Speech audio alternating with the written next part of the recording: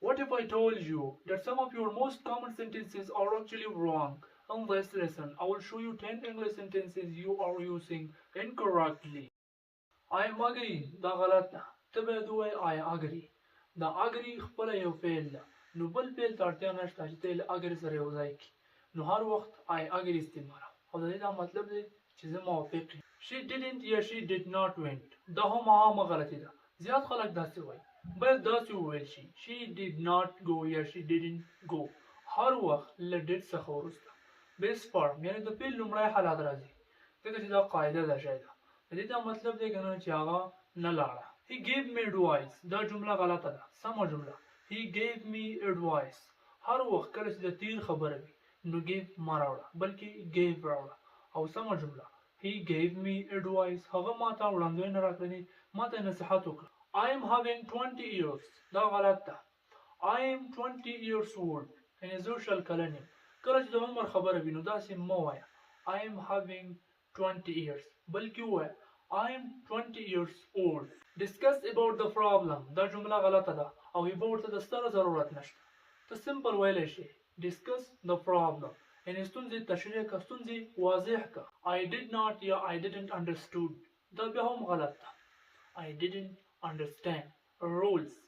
Did plus base word. دلته understood د پیل دوم حالت ده او دا did خپله د پیل دوم حالت ده. نو موږ نشو کولی چې په یو جمله کې د پیل دوه حالتونه راوړو. موږ ویلی شو له did څخه وروسته base word او صحیح جمله I didn't understand. مه وایه return back. ووایه return. دا return خپله د back معنا لري. نو ولې back ورسره راوړي؟ simple ووایه return. He is more taller than me. دا غلط ده. He is taller than me. مه کاروه double comparative. یا more یا taller. یو به کاروي. د دواړو یو ځای استعمال جمله غلطه ده او ډیر خلک دا غلطي کوي. I am going to home. دا غلط ده. سمه جمله I am going home. له home سره to دا نه راځي یعنې دا نه کاریږي او صحیح جمله I am going home. دا به د انګلیش لسا غلط یعنې چې موږ د خبرو کولو په مهال کوو. یعنې کله چې موږ په انګلیش خلکو سره خبرې کوو نو له موږ څخه دا غلطي کیږي. دا د ګرامري مسټیک وي. که تاسو غواړئ چې سم انګلیش زده کړئ که هغه ګرامر وي هر څه چې وي یعنې غلط نه. کله چې تاسو له چا سره خبرې کوئ نو مخالف کس تاسو په خبرو ډېر ښه پوهیږي او تاسو د هغوی په خبرو پوهیږي نو سم انګلیش زده کول پکار دي. که غواړئ چې سم انګلیش زده کړئ نو زموږ دغه یوټیوب چینل هم ستاسو دپاره دی.